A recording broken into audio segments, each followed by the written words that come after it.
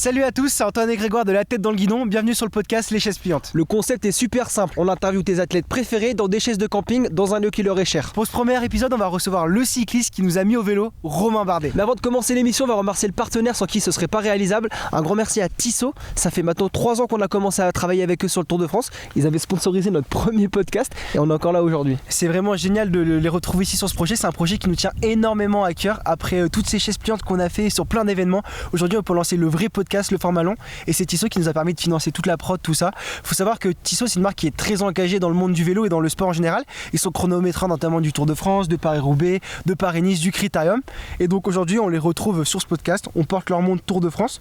Vous pouvez retrouver toute leur montre sur leur site. On met le lien en bio et on va commencer le podcast. Allez, on y va. It's been a long time and I miss this feeling. It feels like freedom, it feels like healing. Floating off the floor, past the ceiling. The wind in my hair, I can see the light. At the end of the tunnel as I'm taking flight. Man, I'm feeling like myself again. Hey, man, I'm feeling like myself. Bon bah salut Romain, bienvenue, t'es le premier invité des chaises pliantes. Salut les gars, merci d'être venus. Bon ça va, t'es bien installé là, c'est confort? Ça va, on est bien. On pourrait même presque faire un petit pique-nique auvergnat là, tellement bien installé. C'est l'ambiance. C'est un peu l'ambiance qu'on voulait. Et c'est l'ambiance, tu nous as donné ce lieu, tu nous as fait venir ici, du coup on s'est déplacé. On est au lac de Servières, sur un plateau. Pour décrire un peu à ceux qui écoutent, c'est comment ici, c'est calme, pourquoi t'aimes ce lieu? C'est un lieu que j'aime beaucoup parce que c'est vraiment, je trouve, un écrin un peu préservé. C'est accès hyper facile depuis Clermont-Ferrand et puis on arrive vraiment à, voilà, un petit peu, je dirais, à la frontière avec le massif du Sancy. Donc plus à l'est, plus à l'ouest. La géographie là. Ouais, c'est ça. Regardez, à gauche quoi. De toute façon, on fait que le tour plus du à lac. l'ouest, on arrive vraiment dans la chaîne un peu de montagne, dans le Sancy, et après sur les monts du Cantal. Et à la fois, on est à proximité immédiate de Clermont, de la métropole, et je trouve que voilà, il y a une préservation de l'environnement ici qui est vraiment, vraiment sympa, et c'est un lieu où j'aime m'arrêter, l'accès est facile depuis la route et il y a plein de chemins derrière où je passe aussi régulièrement maintenant et je trouve que c'est plutôt sympa. T'as la route là où tu passais à vélo pendant ta carrière, où tu passes encore? Où le Tour de France est passé cet été, non? Juste à côté en fait, il passait au lac du Guéry qui est vraiment à proximité, à moins d'une dizaine de kilomètres, et en fait on a plusieurs petits lacs de montagne. Là on est déjà à quasiment 1000 mètres d'altitude, le Guéry est à 1002, c'est un peu plus haut. Donc voilà, on est sur les plateaux où on vient chercher aussi un peu la fraîcheur l'été. Et tu as aussi roulé en gravel maintenant autour de ce lac qui est un peu plus loin. Enfin un peu plus loin non, parce que t'as pas le droit de rouler autour du lac. Mais... Oui. Et c'est vrai que ça fait pas si longtemps que du coup j'ai la chance d'explorer du coup des axes beaucoup moins fréquentés. Et ces plateaux-là, pour aborder le Sancy, s'y prêtent vraiment bien. Il y a pas mal de pistes forestières. En fait, on peut monter quasiment dans des itinéraires non goudronnés depuis Clermont-Ferrand et du coup rejoindre les cols comme la Croix-Moran, Saint-Robert et aller sur le Mont d'Or. Donc c'est vraiment un des lieux de passage très sympa. D'ailleurs, il y a la grande traversée du Massif central qui passe vraiment devant là. Donc c'est un itinéraire qui rejoint la Nièvre, il me semble. Enfin. Ah oui, c'est jusqu'à la mer Méditerranée. Donc vers Nevers et tout quoi. Vers Nevers, okay. Ça attaque, je crois qu'il y a 1500 km, quelque chose comme ça. Ah ouais. Et c'est un des itinéraires les plus fameux en fait en off-road. Maintenant il y a une trace gravel et la trace initiale est une trace en VTT. C'est un des itinéraires, c'est super bien balisé et on passe sur des points de passage iconiques donc, du Massif central. Attends, mais c'est une trace de VTT ou gravel? Les deux. Ils l'ont. Parce que des fois, tu te retrouves en gravel dans des sentiers de VTT, c'est pas amusant. Hein. Alors, ça tend vraiment à se rapprocher parce que les gravels, maintenant, il y a de plus en plus de robustesse, je dirais, notamment sur les pneus et sur les géométries. Mais c'est vrai que c'est une trace de voyage. Donc, faut savoir, quand on l'a fait, on est un petit peu équipé avec de la bagagerie. Mais j'en avais fait une partie de Clermont-Ferrand jusqu'à Clermont-Lérault d'ailleurs. On avait relié les deux Clermont avec des copains il y a quelques années maintenant et honnêtement c'est très sympa. Bon Romain, on comprend quand tu parles que tu es amoureux de ta région, tu es amoureux du vélo. On va pas retracer toute ta carrière, je pense que les gens te connaissent, les gens la connaissent, puis ceux qui regardent ils peuvent voir les 4 maillots distinctifs de derrière. Il y a même un maillot vert sur la Vuelta, il est un peu rigolo, t'es très bon sprinter Romain Bardet.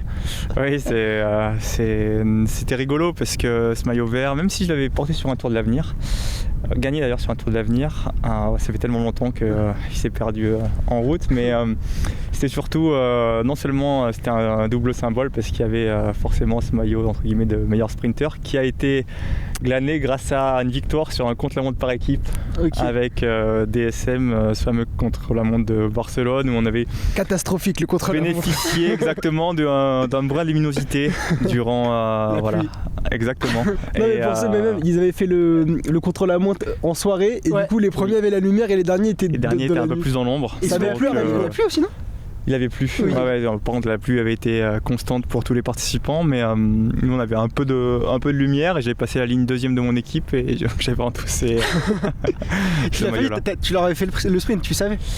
Non, en vrai c'était tellement la galère. Honnêtement c'était hyper dangereux. Voilà, milieu urbain, route hyper glissante, donc il n'y avait même pas trop de stratégie. On avait passé un peu la ligne. Le but c'était que le 4e coureur arrive le plus rapidement sur la ligne, donc on était voilà, et c'était un peu au petit bonheur la chance pour l'attribution des maillots. Mais il est là, il est vert. Romain, on retiendra que tu as été un grand sprinter pendant ta carrière. Et d'ailleurs, tu as eu une grande carrière, du coup, juste pour retracer un peu. Donc 4 victoires sur le Tour de France, 2 fois podium, une victoire sur la Volta, de nombreuses autres victoires. Mais aujourd'hui, du coup, tu as pris ta retraite il y a maintenant 8 mois. Est-ce que du coup, ce monde professionnel, est-ce qu'il te manque? On met les pieds dans le plat direct, je te le dis. Alors, est-ce qu'il me manque en tant que coureur? Pas du tout. Pas une seule seconde. Par contre, c'est vrai que je suis toujours vraiment passionné par le cyclisme sur route de très haut niveau. Moins pour ma pratique maintenant parce que je crois que j'ai fait le tour. C'est pour ça que je me suis tourné aussi vers le gravel parce que ça correspond plus à mon idée du temps sur le vélo et de ma pratique.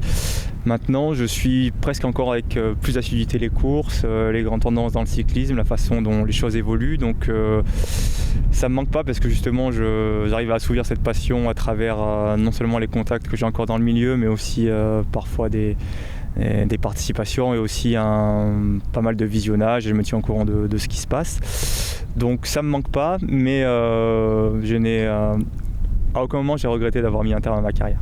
Et qu'est-ce qui te manque pas justement dans le vélo? Parce que tu as forcément des côtés qui du coup te font dire que maintenant tu es peut-être plus heureux ou plus à l'aise, tu vois, à faire du vélo comme ça? Ouais, je crois que j'avais fait en fait j'ai eu la chance de pouvoir m'exprimer à 100% et de prolonger finalement l'aventure professionnelle. Je crois pas que ça m'aurait apporté, malgré le fait que j'aurais pu, je pense, encore faire quelques petits résultats. Les grandes lignes avaient été tracées au maximum de ce que je pouvais, donc vis-à-vis de ça, il y a non seulement aucun regret, le sentiment finalement d'avoir réussi à achever mon potentiel au terme de 14 années dans le peloton. Donc je crois que par rapport à ça, c'est un sentiment voilà, de tranquillité, de paix par rapport à cette carrière-là. Ouais, t'es à l'aise quoi. Ouais, complètement. Mais t'es à l'aise et tu t'amènes ta carrière, comme tu l'as dit, tu t'amènes pas ta carrière en mode fin de carrière tirée jusqu'au bout, la Valverde ou quoi. Tu t'amènes ta carrière, même si t'étais très il est encore sur le gravel, Valverde en plus. Ouais, c'est vrai, en plus on l'a vu. Il est encore la semaine dernière avec lui. Ouais, tu l'as battu la semaine dernière. Ouais, il est encore pas mal honnêtement. Je sais pas, honnêtement c'est difficile de savoir après son niveau de pratique, mais il est encore j'ai eu 35 ans, je pense qu'il y en a plus de 40 maintenant. Donc ouais, en tout cas il est encore plutôt en forme. Ouais, et toi quand t'arrêtes ta carrière ou t'es en forme, t'as encore le niveau de gain, tu gagnes la dernière année, tu gagnes sur le Tour de France, la première étape, tu portes ce magnifique maillot jaune avec tous les symboles qu'il y a autour. Donc t'es encore au niveau. Et... Vous êtes sympa parce que oui.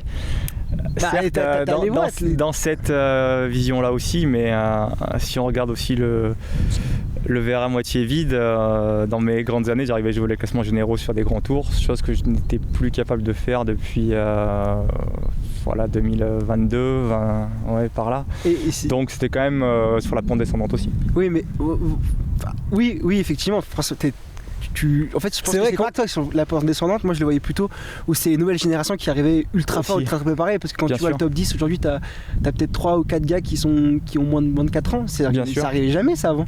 Bien sûr, c'est vrai. Non, c'est vrai, il y a eu un vrai, je pense, un vrai changement, en tout cas en termes de précocité. Alors, est-ce qu'on était dans certains carcans mentaux à notre époque? C'est possible, parce qu'on arrivait, nous, chez les pros, vraiment sur la pointe des pieds, parce que c'était vraiment un univers tout nouveau qu'on découvrait. Donc, on cherchait à faire notre place déjà au milieu des anciens, parce qu'il y avait une sorte un petit peu d'établissement où les néo-pros ils bouchaient un peu les trous au début et il fallait qu'ils montrent les crocs sur la route. Donc ça, le paradigme a vraiment changé maintenant avec les nouvelles générations où ils sont déjà structurés, je dirais presque délécadés maintenant. En tout cas, maintenant les équipes de développement, notamment chez les juniors, elles font du très bon travail. Elles arrivent déjà à conditionner les talents dans une approche, dans une manière de fonctionner qui leur permet, dès qu'ils signent un contrat dans le World Tour, de retrouver un univers finalement familier. Donc ils n'ont plus toute cette phase d'apprentissage de leur environnement. Et on voit que dès leurs plus jeunes années, ils arrivent à être tout devant, à être déjà aussi physiquement et en termes de maturité au niveau de leurs congénères qui ont 5 ou 6 ans de plus, donc il y a eu une vraie accélération de ce côté-là. Mais même en fait j'ai l'impression que ils ont plus peur, et c'est pas, tu sais, des fois ça peut être vu comme un manque de respect, on dit ouais les nouvelles générations elles ont plus de respect, c'est juste d'arriver en course, et j'ai l'impression, et de se mettre directement en mode bah maintenant lui c'était mon idole, maintenant c'est mon adversaire. Tu l'as vu comme ça un petit peu ou pas, l'arrivée des nouvelles générations? C'est vrai, mais non, complètement, et c'est vrai que nous il y avait quand même une certaine appréhension, je dirais, dans les années, du coup c'était entre 2010 et 2015. C'était qui toi tes idoles quand t'es passé pro, des gars que tu respectais, que t'avais peur d'aller provoquer dans le peloton? Tous ceux qui gagnaient les courses, moi c'était l'époque des Nibali, Valverde, Froome, Wiggins, c'était des mecs, je savais que j'arriverais pas forcément rapidement à leur niveau, même si en 2014 ça avait ouvert un peu les choses. Mais je crois qu'il y avait quand même aussi, on n'était pas en confiance comme le sont les jeunes générations maintenant. Et je trouve que c'est vraiment tant mieux que ce soit comme ça maintenant, parce qu'il y avait une sorte aussi de complexe. Je me rappelle de complexe, et même pour faire sa place dans une équipe, rien que pour les compositions, je me rappelle, il y avait des coureurs qui jouaient vraiment sur l'expérience, qui avaient la trentaine, qui étaient là, qui se pensaient incontournables sur un line-up du Tour de France, alors que physiquement, c'est vrai que les jeunes arrivaient à les titiller. Donc maintenant, je trouve que tout le monde est sur un pied d'égalité, et les jeunes, ils peuvent arriver maintenant dès les premières années à achever leur potentiel au maximum. Et justement, alors du coup, je pense qu'on va avoir un renouvellement de génération important. Ça va aller de plus en plus vite. Enfin, à mon avis, pour suivre l'actu dans tous les sports maintenant aujourd'hui, j'ai l'impression que les changements maintenant, c'est tous les 4 ans, t'as une nouvelle génération qui arrive.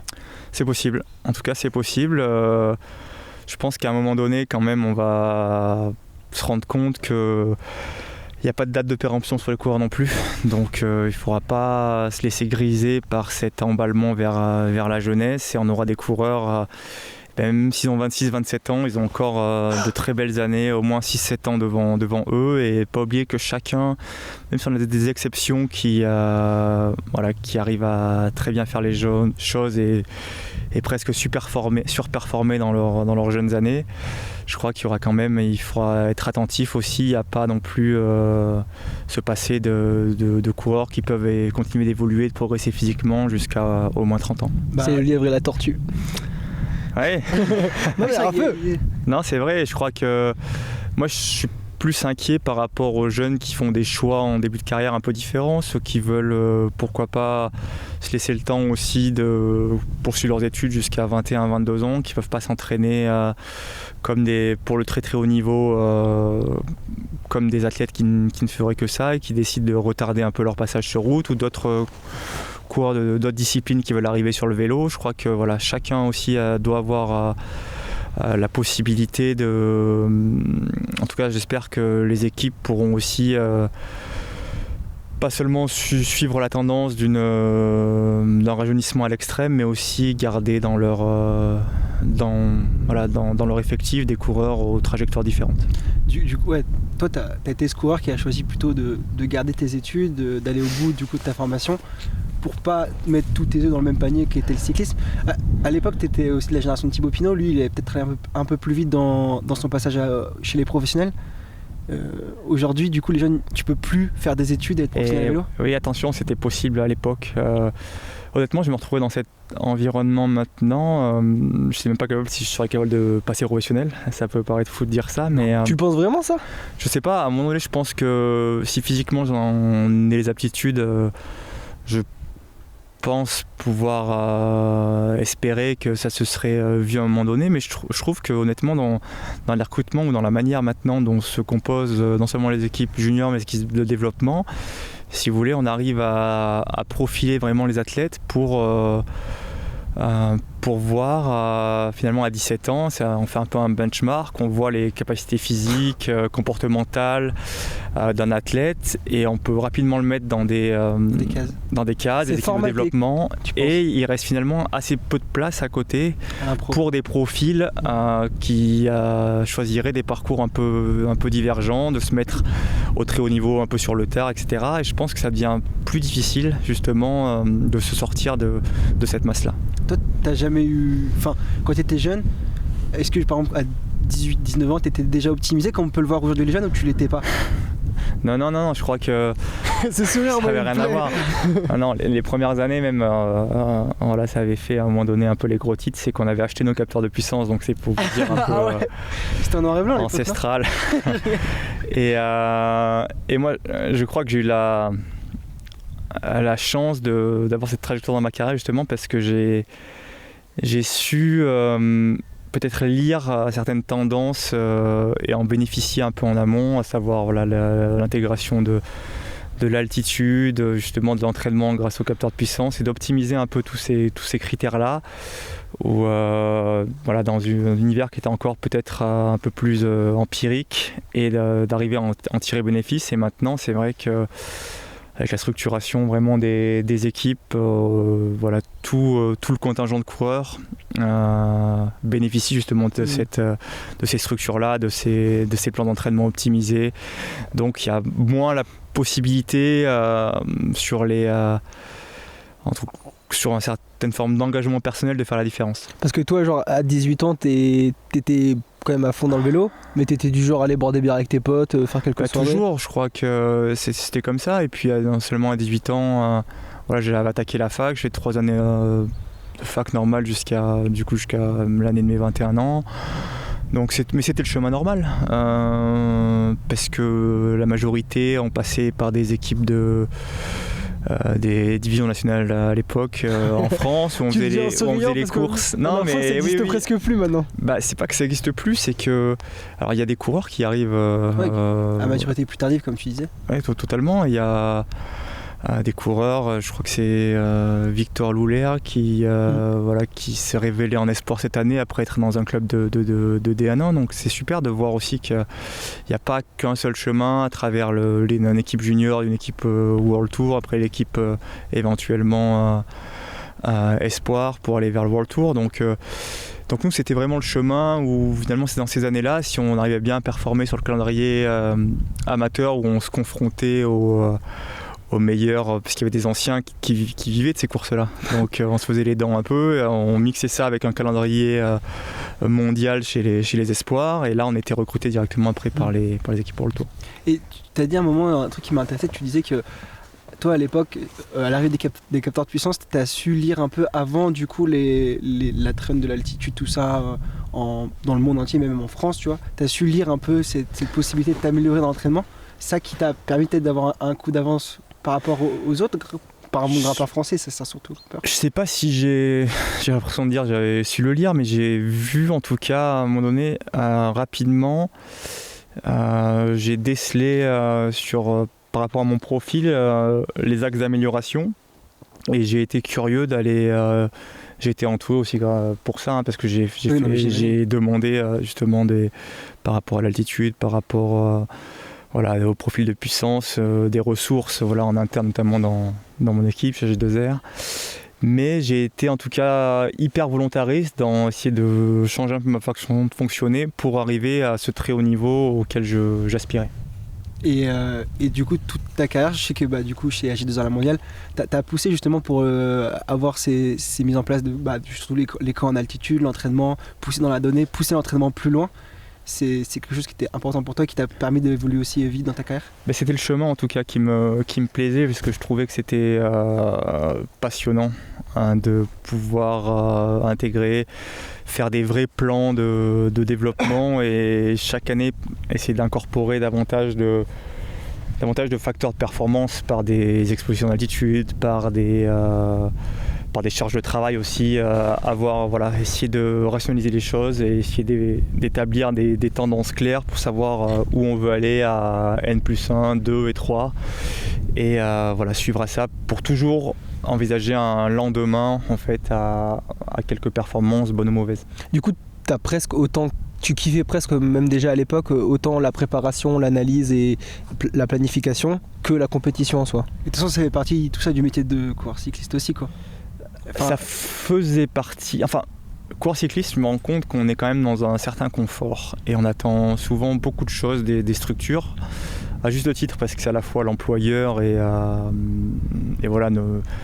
notre structure dans laquelle on évolue. Donc les coureurs sont. On dit parfois qu'ils sont assistés, je crois qu'il faut quand même une grosse éthique de travail personnel, mais en tout cas ils sont encadrés et ils attendent souvent de la structure beaucoup de choses au niveau organisationnel, de mise en place, etc. Mais en tout cas j'ai aimé aussi par rapport à ça toujours être une force de proposition pour pouvoir essayer de sans arrêt me challenger, pousser mes limites parce que je savais aussi qu'il fallait que j'en fasse à un moment donné suffisamment, peut-être plus que la moyenne pour arriver à avoir des résultats. Ah, tu penses que tu avais moins de talent que certains, ça sous-entend ça ? En tout cas, j'ai le sentiment de l'avoir optimisé, mon talent, et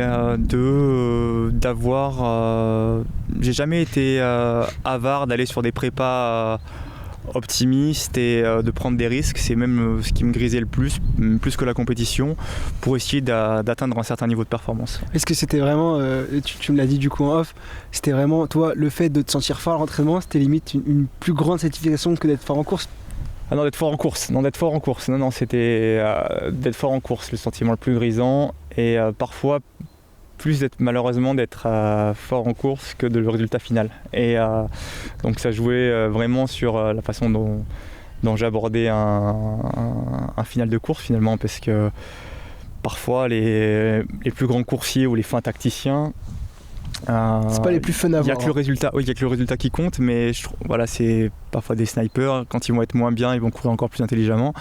Moi le but c'était justement, je pense, pour quelque part intrinsèquement me payer de tous ces efforts que je faisais à l'entraînement, de me prouver face à la concurrence sur des moments clés de la course où ça se jouait, que j'étais vraiment parmi les tout meilleurs, et même si le résultat, alors le but c'était de gagner, mais même si le résultat, j'arrivais à trouver de la satisfaction dans mes sensations, et à contrario, des jours où j'étais vraiment pas bien, où peut-être il est possible quand même de faire un résultat en jouant mieux, ça me minait un peu intérieurement et ça me faisait perdre un peu conscience de mes capacités. Ah, ça veut dire que quand tu étais moins bien et que tu disais va falloir que je sois stratégique, et dans ta tête t'étais pas au max. Je savais que c'était plus compliqué, et en fait voilà, mon idéal c'était un niveau à atteindre par rapport à la concurrence, donc vraiment être dans les tout meilleurs grimpeurs sur une course et réussir à faire un résultat là. Et quand j'étais en souffrance, des fois mentalement c'était dur à gérer, et donc voilà, c'est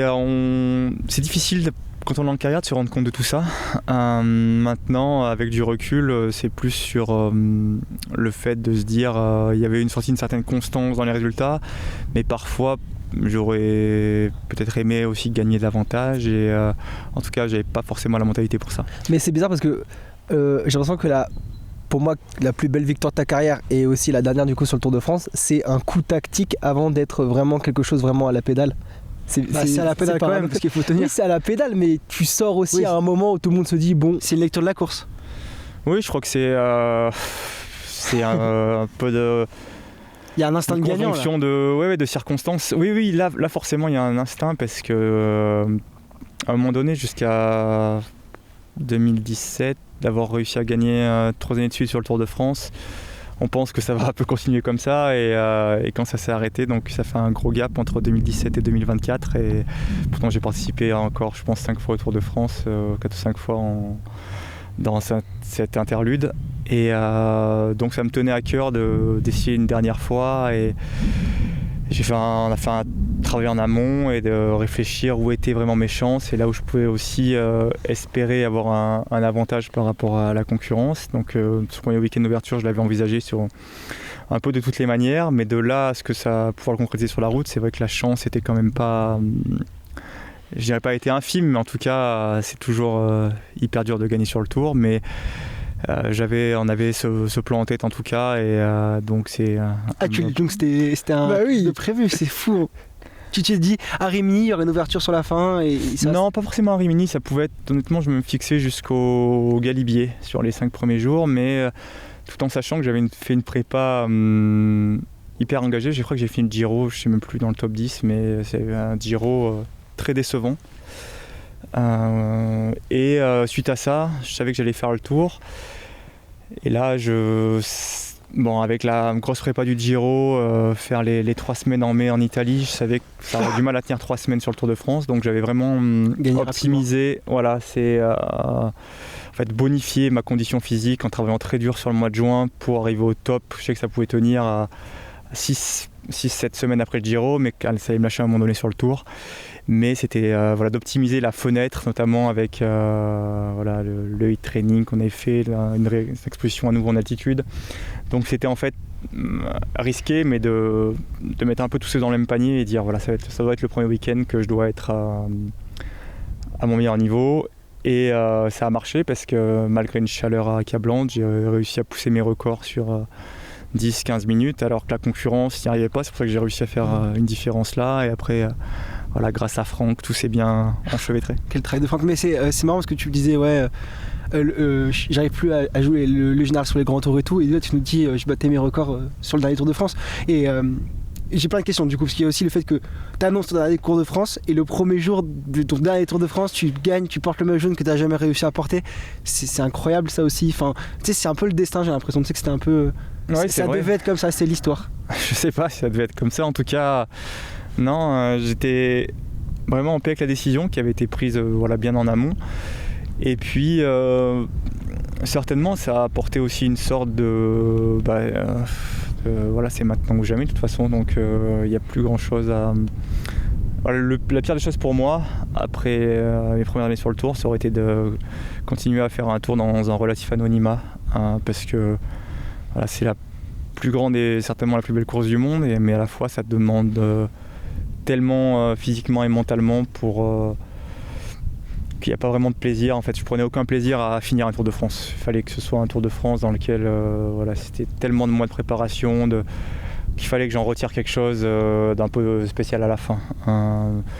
Donc forcément dans ma tête ça a déclenché le fait que ce soit le dernier, de remettre encore, je dirais, plus d'implication pour essayer d'optimiser mes chances sur un scénario. Donc tu t'es motivé en te privant d'autres Tours de France, tu t'es dit, je pense qu'il n'y avait pas que ça, tu t'es dit ça va être mon dernier et du coup il faut que je retrouve le goût de faire un Tour de France et que ce soit pas juste faire un Tour de France pour faire un Tour de France. Exactement.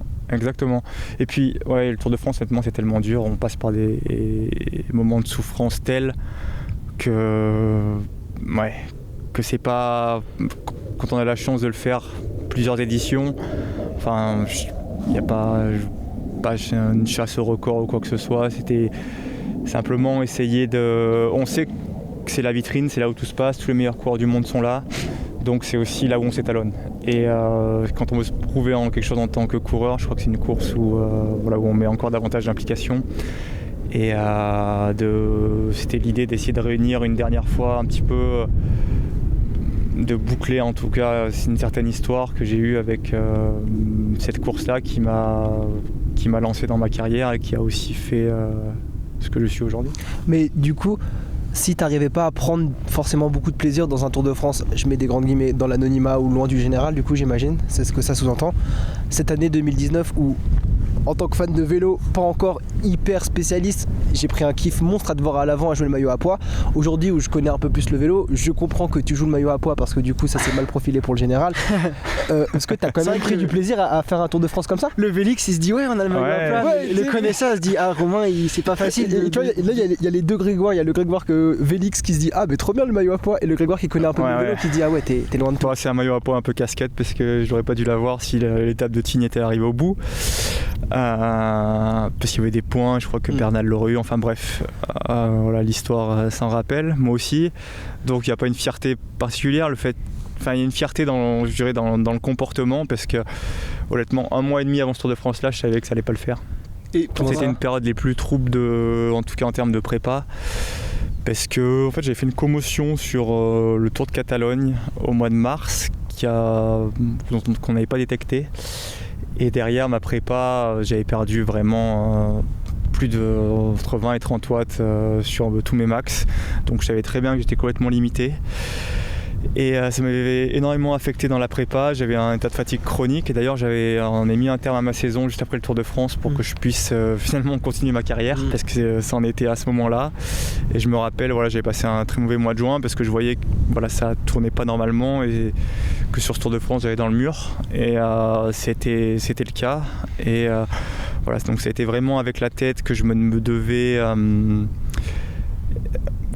quand même de faire quelque chose, parce que j'allais pas non plus laisser tomber l'équipe et être non partant. Et finalement, c'est après une nouvelle commotion en 2020 aussi qui m'avait mis à terre justement à 50 bandes d'ici, là, en allant sur le Puy-Marie. À l'entraînement ?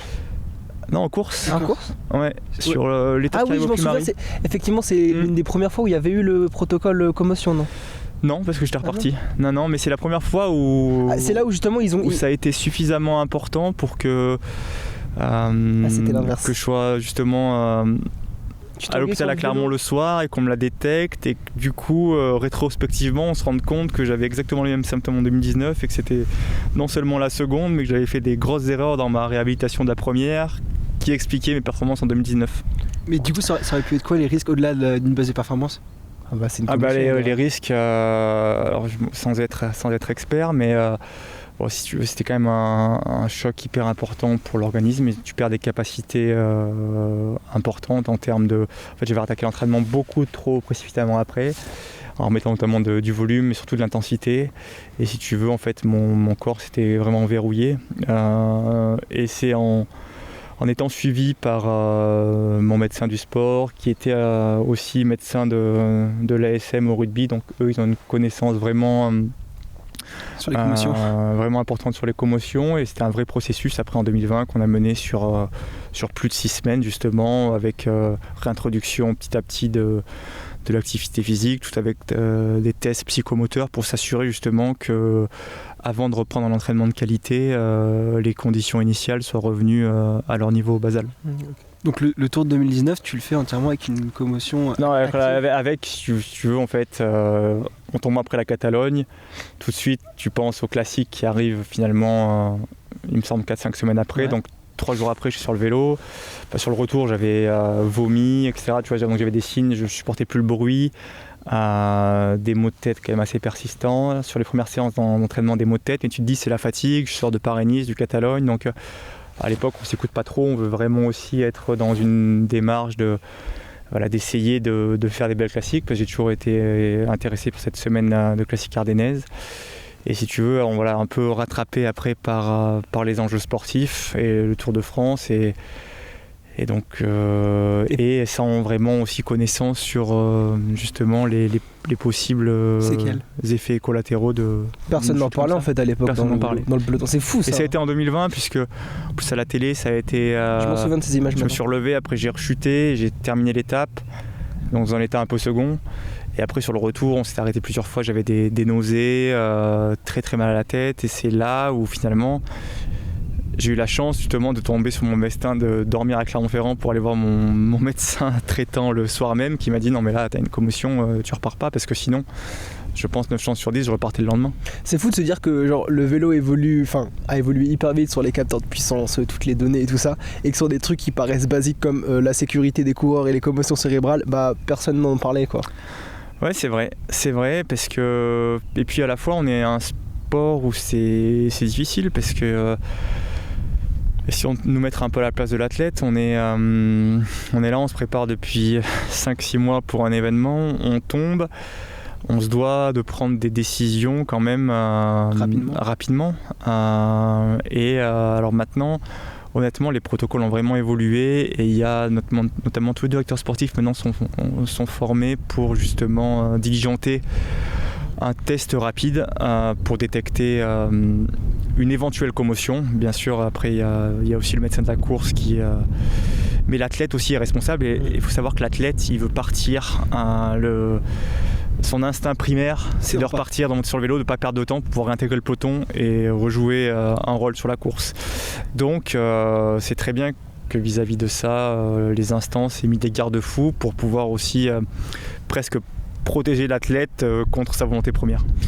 Et du coup là, moi, ça me fait penser à un sujet que je voudrais même aborder avec toi. C'est aussi un système qui avance et qui doit avancer, parce qu'il y a les courses qui s'enchaînent, parce qu'il faut être au top dans l'entraînement. Et on a l'impression quand tu parles de ta commotion que tu es dans une sorte de moulin et que de toute façon tu tombes en Catalogne, il faut que tu te remettes vite pour faire le tour, et de performance sur le tour. Pourquoi ? Parce que je peux pas lâcher l'équipe. Alors ce tour, finalement, il y a eu une note de positivité avec ce maillot à poids, mais en fait ce système il s'arrête jamais, et que ce soit à l'entraînement, dans la performance, ou dans l'enchaînement des courses et la recherche de victoire. Oui, c'est vrai. Alors je pense qu'honnêtement ça va mieux maintenant. Okay. J'étais peut-être un peu, moi par rapport à ça aussi, un peu trop dans la surenchère, où j'avais des exigences très hautes envers ce que je me devais de proposer et ce que je devais d'une manière donner en retour à une équipe, etc. Donc je me mettais une pression personnelle, je pense, qui était un peu exacerbée, mais maintenant aussi je crois qu'on arrive davantage à quantifier, et on voit que les leaders quand même ont tendance à moins courir. Quand ils courent, par contre, ils sont au top. On est moins dans cet enchevêtrement de choses et dans la boulimie de performance, de prépa, etc. Mais c'est vrai que ça reste un risque par rapport à les saisons quand même qui s'étalent de maintenant de mi-janvier jusqu'à mi-octobre, et honnêtement c'est quand même beaucoup, et il y a surtout on voit aussi les records de puissance entre le mois de février et le mois d'octobre. Si vous voulez, toutes les courses se jouent maintenant à un très très haut niveau. Donc finalement, à chaque fois que le coureur finalement se présente ou en tout cas les grands leaders se présentent sur une course, s'ils veulent performer, ils doivent être à leur meilleur niveau.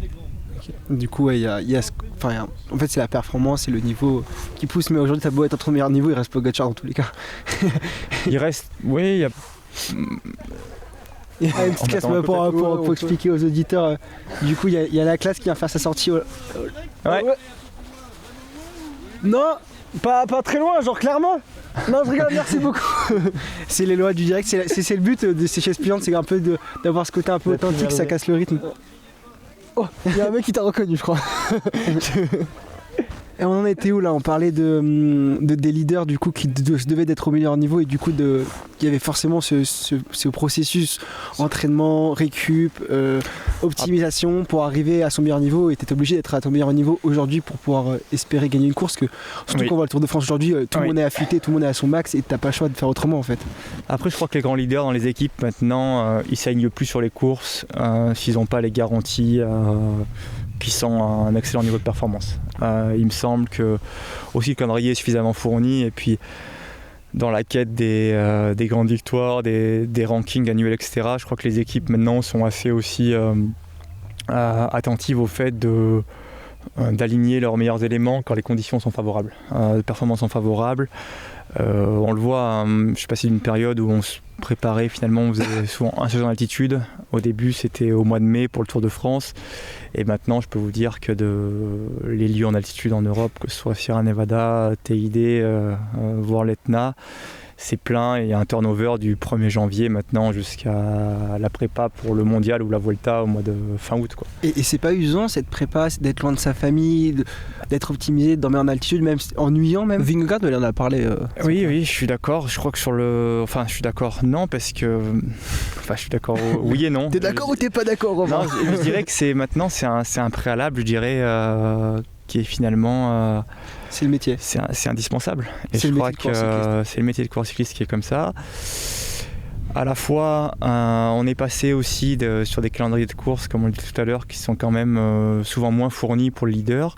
La contrepartie de ça, c'est des moments en stage, ou plus de temps forcément dans des cadres d'entraînement favorables, où on va optimiser les conditions de stress de l'organisme pour performer sur les objectifs qui arrivent.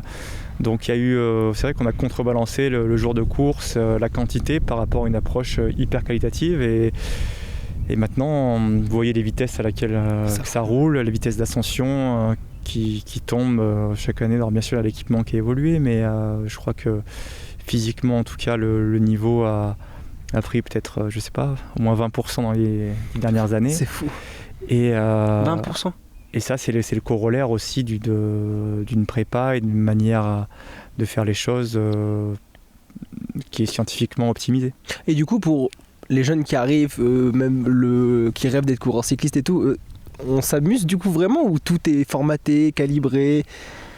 Non, je crois qu'il y a vraiment la possibilité à travers un cadre qui est quand même imposé, je dirais, pour la performance.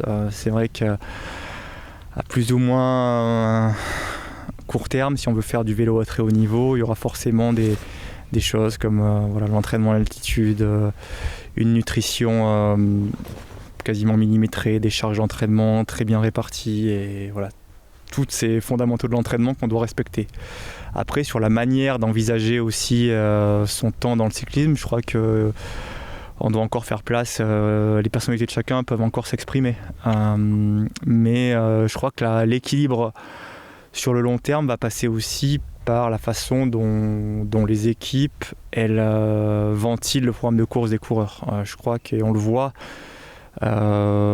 plus sur ma génération aussi maintenant, une perte peut-être de motivation des trentenaires parce que c'est des gens qui ont été soumis à ce programme-là aussi avec une certaine récurrence, saison après saison, sans forcément la possibilité de changer beaucoup de fondamentaux. Donc il y a une certaine lassitude qui s'est installée par rapport à ça. Et c'est, en fait, je pense que la clé va résider sur se trouver une certaine alternance aussi dans ces programmations, dans la construction aussi d'une identité propre de l'athlète au-delà de son rôle de coureur cycliste, pour justement que le mental suive autant que le physique sur les 15 années que peut normalement auquel chaque athlète devrait pouvoir prétendre pour évoluer au plus haut niveau. Même si j'ai l'impression que les carrières vont être de plus en plus courtes, elles vont commencer plus tôt, mais je suis pas sûr qu'elles vont durer aussi longtemps.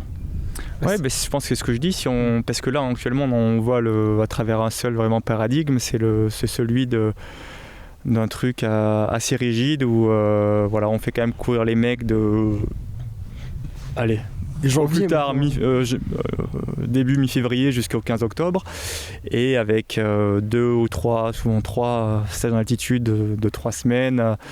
Mais si on veut penser peut-être sur le long terme, il y aura forcément à réfléchir à mieux, je dirais, ordonnancer, équilibrer justement l'optimisation du potentiel physique avec la charge mentale qu'un athlète peut supporter sur le moyen ou sur le long terme. Mais du coup cet entraînement il va être, forcément ça va être optimisé, laisser du temps et laisser respirer l'athlète, mais en même temps il y a aussi le fait qu'il y ait des sponsors, des personnes qui veulent voir courir aussi les cyclistes et les voir gagner, les voir lever les bras, donc il y a toujours la pression aussi, là on rentre dans du sport business. Est-ce que toi dans ta carrière cette pression d'aller faire du résultat et d'aller t'entraîner, elle t'a pesé? Est-ce qu'elle t'a aussi peut-être pas dégoûté, mais elle t'a un peu ralenti sur ton entraînement et démotivé? Alors ça m'a jamais ralenti sur l'entraînement, absolument pas, mais ça m'a par contre, forcément c'est une pression. C'est une grosse pression, mais c'est normal aussi. Et je crois que faut pas oublier que coureur cycliste, on est aussi contractant, donc quand on pose sa signature en face d'un contrat, d'un certain montant, etc., il y a des obligations qui vont avec ça. Et le fait est que, alors parfois on réalise au fil du temps, qu'elles sont bien là, mais je crois qu'il faut aussi être capable de les accepter, d'y faire face. Et pour moi, ça a été aussi quelque chose qui m'a fait grandir, évoluer, mais forcément, il ne faut pas croire que ça reste du sport, mais forcément il y a des enjeux qui sont attachés, qui sont importants, parce que ce sont des structures professionnelles avec des sponsors et des enjeux commerciaux derrière. Donc on part en fait, c'est on part d'une pratique plutôt ludique, je dirais ludique, personnelle. On fait du vélo avec les copains en cadet junior, mais à un moment donné, ça on devient finalement athlète professionnel, donc on en vit très bien, et il y a des obligations qui sont afférentes, et forcément dans le process de décision, et en tout cas dans l'implication mentale, il y a des choses qui se rajoutent et qu'on n'avait pas forcément anticipé, mais ça fait partie, je crois, entièrement du métier de coureur cycliste. Parce que tu m'as dit en off, je reprends une phrase qui m'a marqué, tu m'as dit faire du vélo, être coureur professionnel, c'est pas la belle vie. C'est pas que c'est pas la belle vie, c'est que c'est dur. Je dirais pas le contraire, c'est dur, mais c'est une vie qu'on choisit aussi et qu'on peut aussi arrêter à tout moment. On est libre, et je crois que c'est une chance quand même de pouvoir le faire. Et je dirais, peu importe la durée, je crois que ça permet quand même d'apprendre aussi tout un tas de, non seulement sur soi, mais même par rapport à la société, avoir une exigence de travail envers soi-même, envers les autres. On apprend énormément de choses sur le fonctionnement global des choses, donc je trouve que c'est quand même un accélérateur, notamment on passe quand même maintenant encore plus jeune, mais déjà c'est souvent notre premier métier en fait, de faire du vélo. Et je trouve que même par rapport à la vie ultérieure qui nous attend, c'est une très bonne école pour justement cette discipline-là, cette rigueur, et surtout aussi au fil des événements, la résilience qui en découle, et donc ça peut être aussi un bon tremplin. Donc c'est très dur, mais je crois que ça en vaut la peine. T'es vachement dans la transmission, j'ai l'impression, et on l'a ressenti quand on t'a rencontré, qu'on a pu discuter tout plusieurs fois, et je le ressens aussi quand je parle avec plein d'athlètes de plein de sports. On a la chance d'aller voir plein de sports nous aujourd'hui, et qui souvent te citent comme un des grands athlètes français qui a porté haut les couleurs du pays, qui a été un exemple à suivre.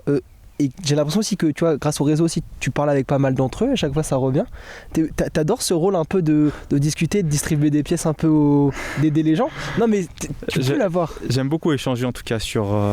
parce que je trouve que le sport de haut niveau, alors c'est pas tout rose, mais je trouve que être, entre guillemets, faire la démarche de se dire, d'être dans un sport et de se dire, je veux essayer d'aller au plus haut niveau possible. Je trouve que intérieurement, ça fait germer en fait chez l'athlète ou chez la personne quelque part des facteurs qui sont vraiment un peu universels. Donc peu importe la discipline, en fait, on voit qu'il y a un cheminement et un process pour tirer vers ce très haut niveau qui est un petit peu réplicable, peu importe la discipline. Et moi, ça m'intéresse aussi de comprendre aussi, je dirais, aussi toutes les subtilités de chacune d'entre elles et le chemin personnel qu'a fait chaque athlète pour tendre vers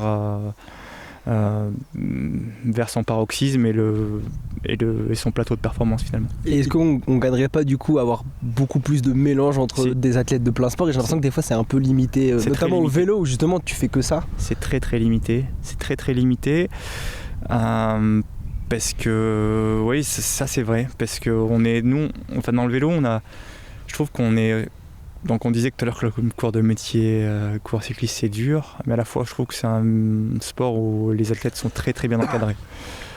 Peut-être beaucoup trop, où il y a quand même des moyens financiers dans le vélo, donc je trouve qu'on est un sport quand même très privilégié par rapport à un benchmark de sport olympique aussi, où les athlètes crèvent la dalle, ont beaucoup moins de moyens, sont obligés parfois de travailler à côté, qui ne sont pas forcément suivis à la hauteur de leurs ambitions ou de ce qu'ils mériteraient vu l'engagement qu'ils y mettent. Exactement. Quoi. Donc il faut aussi être conscient de cette chance-là dans le vélo, comme il peut y avoir dans certains autres sports aussi, mais je trouve que dans le vélo, non seulement c'est un sport médiatisé, où il y a des sponsors qui sont intéressés, les équipes sont très bien structurées pour encadrer les athlètes.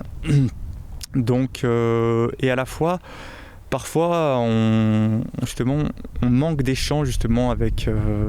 honnêtement, moi j'ai eu la chance de participer une seule fois aux Jeux Olympiques, mais c'est presque la seule fois aussi aux Étoiles du Sport. Sinon, on vit un peu en vase clos, et sinon c'est au petit bonheur des rencontres qu'on peut faire, mais il n'y a rien, entre guillemets, d'institutionnalisé pour vraiment échanger avec nos pairs qui rencontrent des problématiques, des questions aussi parfois existentielles dans la réalisation de leurs objectifs sportifs. Et surtout que les valeurs du sport, et peu importe le sport, sont souvent les mêmes.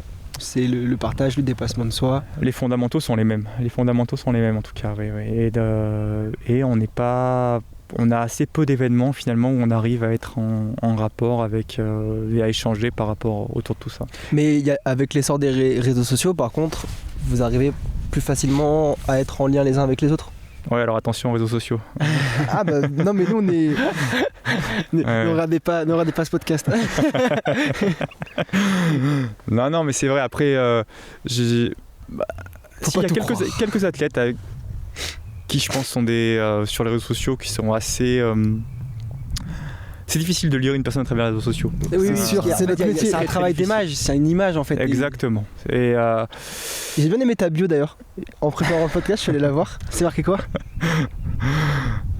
C'est marqué en fait, c'est une note à moi-même. Parce que je crois que personne n'est épargné et ça m'arrive de me laisser happer par ça.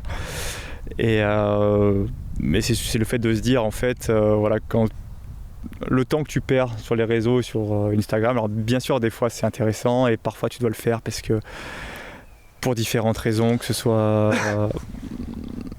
parce que t'aimes savoir ce que font les autres, t'aimes voir aussi comment ils vont communiquer ou comment ils ont vécu tel ou tel événement, ils vont peut-être faire un reporting là-dessus, mais en tout cas c'est par rapport au fait que souvent c'est du temps de perdu d'être sur Instagram.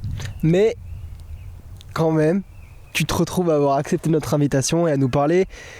On est des purs produits d'Instagram et TikTok. Mais c'est un formidable moyen de démocratiser.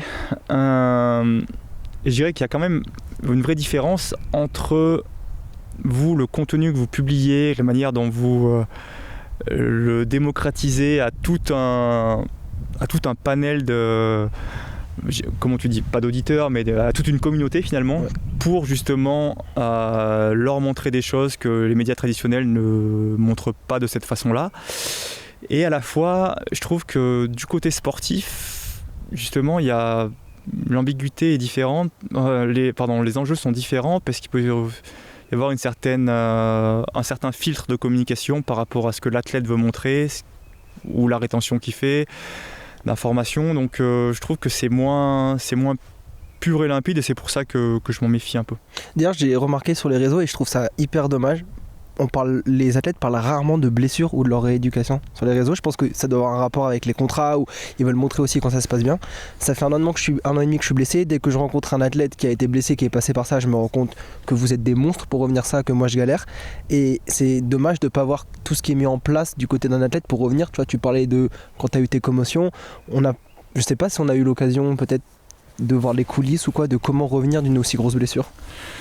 Oui, c'est vrai, je crois qu'il y a peut-être aussi un biais parce que le sportif aime pas forcément se montrer dans la difficulté et forcément, ou alors peut-être il communiquera a posteriori pour le comeback, pour montrer le comeback, mais c'est vrai mais je crois qu'on est aussi dans un doute permanent quand on est dans des moments dans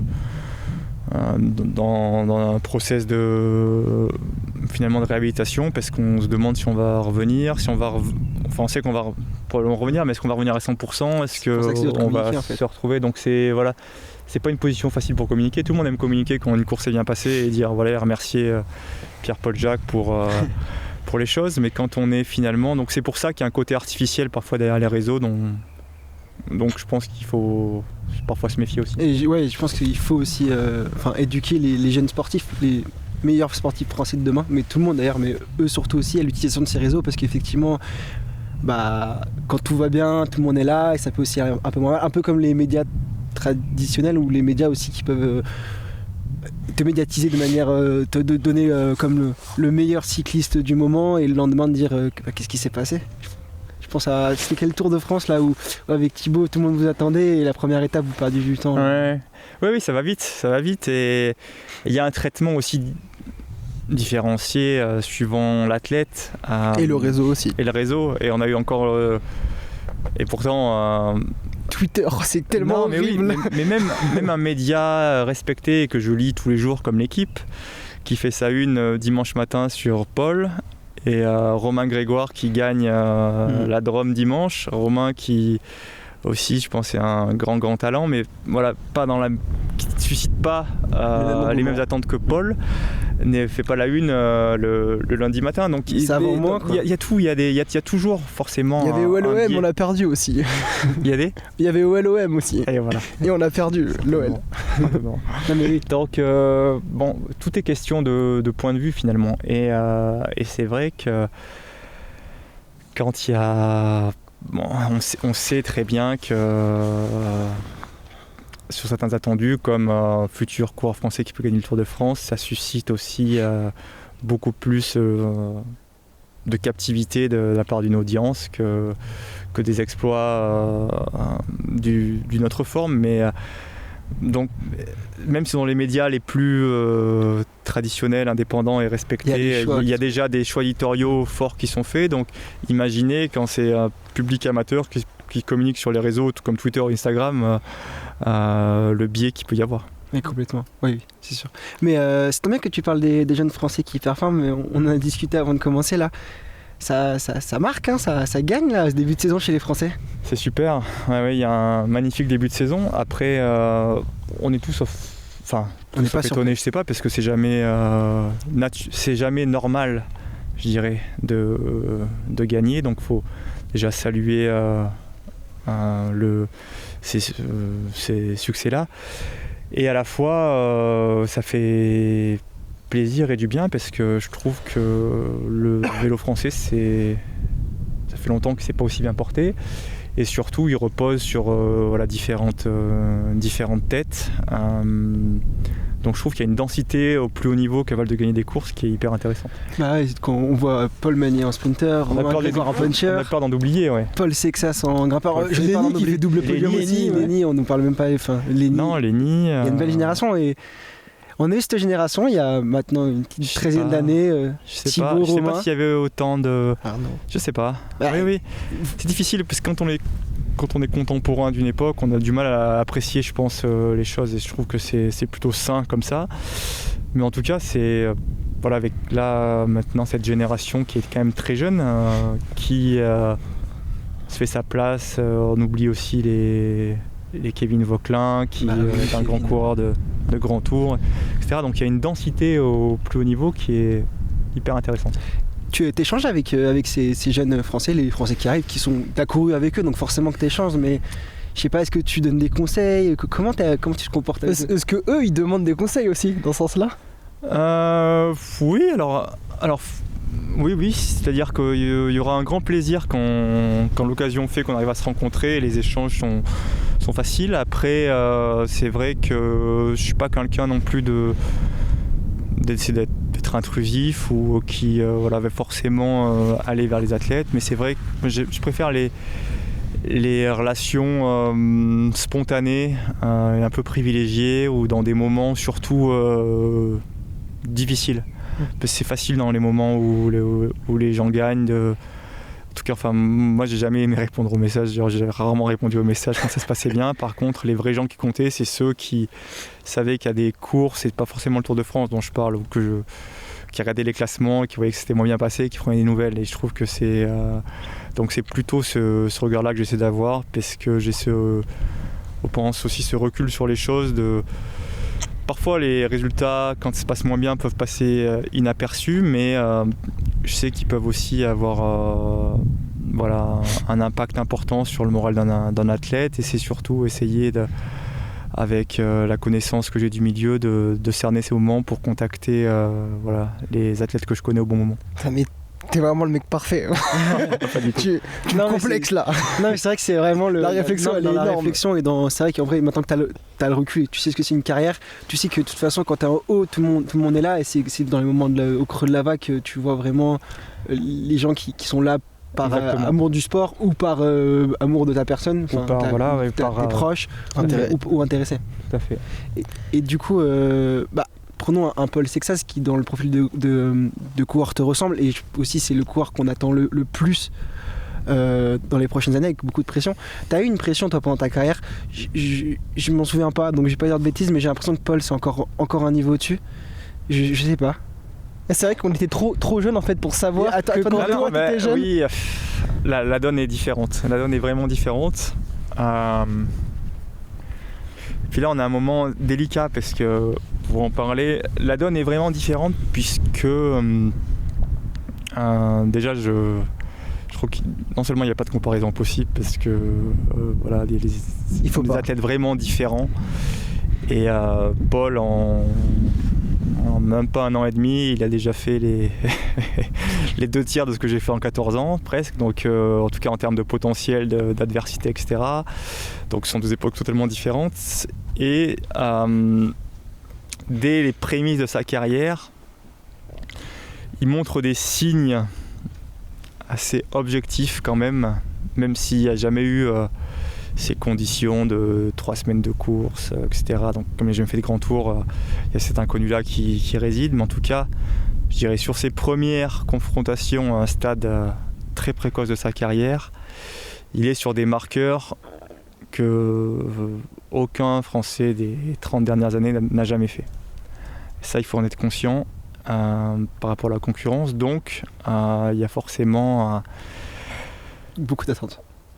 Oui, c'est encore un euphémisme de dire ça. Donc je crois que, comme avec tous les grands champions, ce sont des athlètes et des personnes avec une psychologie singulière. Et je crois que ce serait une hérésie de vouloir essayer de comprendre ou de faire un plan, je dirais... objectif par rapport à ce qu'il peut faire. Je crois que voilà, il Faut pas trop semble faire déjà partie de cette case des exceptionnels qu'on voit toutes les 2 ou 3 décennies. Donc laissons le temps. Là, on sent que les fondamentaux sont bons et je crois qu'il faut se garder de faire de plus amples spéculations. Ouais. C'est vrai que c'est marrant. Nous, ça fait longtemps qu'on entend parler de lui finalement dans la région. Tu vois, quand on courait déjà, on était à la réserve à Vaux-en-Velin, on entendait ouais, il y a un petit gars, il s'appelle Paul, il est super fort et tout, il devait être cadet, il a les mêmes chiffres que les juniors et tout. Et tu l'entends et du coup ça monte, tu le croises de temps en temps sur les courses. Et là en fait tu sens que ça a swipé parce qu'il y a des gens qui sont pas spécialistes de vélo. Et quand ils doivent te donner un nom d'un cycliste, c'est Paul. Mais ça, en fait, c'est bizarre. Je sais pas si c'est ça. Si, non, mais c'est sûr. Mais je te parle des gens qui sont quand même dans le milieu du sport, mais ils sont en mode ouais, là c'est Paul qu'il faut suivre. Et alors qu'il y a d'autres gars, genre Paul Magnier, il a quasiment gagné Pogacar l'année dernière et on en parle beaucoup moins. Oui, mais ça c'est le biais. Tour de France. J'ai gagné 11 fois chez les pros, moi je crois, ou je sais plus. Donc on a parlé de moi parce que j'étais sur le Tour de France. Et c'est vrai que c'est Pierre Roland qui disait ça. Le vélo c'est un sport de perdants. Oui, mais je crois qu'il y a ce prisme-là, quand on est français, qui écrase un peu tout sur son passage, et c'est comme ça. Mais je crois et là, il y a un niveau justement de perception par rapport au profil de Paul, alors qu'honnêtement, Paul, pour l'instant, il n'a pas fait énormément de courses. Non. Bah non. Mais c'est ça qui est dingue. Il a fait un Lombardie, un championnat du monde, un Dauphiné. Championnat d'Europe aussi. Championnat d'Europe, mais championnat d'Europe, c'est pas encore. Même s'il a fait une super course, c'est pas encore. C'est une course marquante. C'est une course marquante parce qu'il y avait une concurrence qui était énorme, super forte. Mais si tu veux, voilà, je dirais qu'il y a pour l'instant son mondial de référence parce que Lombardie et le Dauphiné. Il a pas encore fait pas de grand tour, pas encore un Liège, et déjà il a le grand public, enfin. Peut-être pas le grand public encore, je dirais le public captif au cyclisme cite déjà son nom. Mais alors qu'il n'a pas encore mis ses roues sur le Graal du... C'est déjà du grand public. Moi ça m'avait marqué, on l'avait croisé au Grand Bornand, au biathlon. Et en fait la caméra s'arrête sur lui, il passe sur le plateau de l'équipe juste après le truc, alors que il est encore jeune effectivement, et comme tu dis, on sait, on espère nous en tant que fan de vélo, fan des Français qui va performer, mais il y a quand même cette aura, tu la ressens hein. Et... Ouais, bien sûr. Ouais, c'est bien et donc le grand public quoi. Bien et à la fois. T'en penses quoi? Je trouve que, comme je te disais, je crois qu'il n'y a pas une psychologie. C'est difficile de projeter en fait sur quelqu'un ce que je pourrais ressentir par rapport à ça, parce que chacun vit différemment ces attentes-là. Je pense qu'avec Thibaut Pinot était un peu pareil vis-à-vis de ça. Maintenant, jusqu'à présent, sur la manière dont Paul a géré ça n'a pas l'air d'avoir eu quelconque influence négative sur lui. Donc c'est difficile de parler à sa place, et à la fois il est aussi dans cet élan de fraîcheur absolue, parce que finalement presque là c'est chaque course auquel il participe c'est une découverte, parce qu'il a jamais mis ça dessus, il est encore frais, il est pas, et puis de toute façon normalement sur les 2-3 premières années les néo-pros on dit que tout ce qu'ils font c'est bien. Alors non seulement ça c'est le niveau de base, Paul a déjà sauté les marches 3x3 et donc ce qu'il fait c'est non seulement pas bien, c'est exceptionnel, mais c'est toujours d'avoir cette réflexion en fait, de pas trop brûler les étapes pour qu'il ait encore cette innocence, cette candeur d'ici encore 3-4 ans quand il aura 22, 23 ans, 24 ans, qu'il ne sera même pas encore à son plein potentiel physique. Et pas justement qu'à ce moment-là, il y ait une certaine déjà lassitude, peut-être chape de plomb et une fatigabilité aussi par rapport aux événements où il sait qu'il va avoir forcément un rang à tenir. Donc je pense que l'enjeu va être de le préserver justement, faire que toute cette découverte qui se passe à merveille pour l'instant, elle puisse se pérenniser et s'installer, qu'il puisse aborder dans ces conditions mentales-là sur les 7-8 prochaines années les événements. Je crois que je connais la réponse, mais du coup, t'es pour ou contre un Paul Sexas sur le Tour de France cette année? Contre. J'en étais sûr. Je le savais, on en a déjà parlé, mais je pense que t'as même pas besoin de te justifier vu tout ce que t'as dit avant. Il faut le préserver. Et un Paul Magnier par exemple. Ah, il l'a déjà fait l'année dernière, Paul Magnier. Non, il a pas fait le Tour, Paul Magnier. Il a fait le Giro. Giro. C'est-à-dire que c'était moins bien passé que le reste. Après, les enjeux sont différents pour un sprinter que pour oui. Et honnêtement, après il n'y a pas de... Moi j'ai commencé avec 50 plus sur le Tour de France pour mon premier grand tour, et je l'ai fait pendant 5 ou 6 ans sans avoir fait d'autres grands tours à côté. Et c'était très bien aussi, mais simplement le niveau d'attente est déjà totalement différent et n'a jamais été connu, je pense, enfin en tout cas j'ai jamais... c'était les générations vraiment antérieures à la mienne, ce niveau d'attente par rapport à un coureur. Donc il y aura pas, personne ne tolérera à Paul Sexas de faire un Tour de France de découverte. Déjà, les attendus sont trop importants. Donc après, c'est aussi, il ne faut pas oublier de considérer, je pense, les volontés personnelles et profondes de l'athlète. Je crois que c'est un critère déterminant pour une participation ou non. Au-delà aussi de l'équipe qui le suit et qui a forcément une connaissance des choses. Mais c'est vrai je trouve qu'il y a aucun... Il n'y aura pas la place. Il n'y a pas le feu en fait. Il n'y a pas le feu. Bah non, c'est vrai qu'il est jeune, il a le temps. Il n'y a pas le feu. Romain, je sais que t'aimes pas ça et t'es pas fan de ça, mais... On fait pas alors. Non, c'est...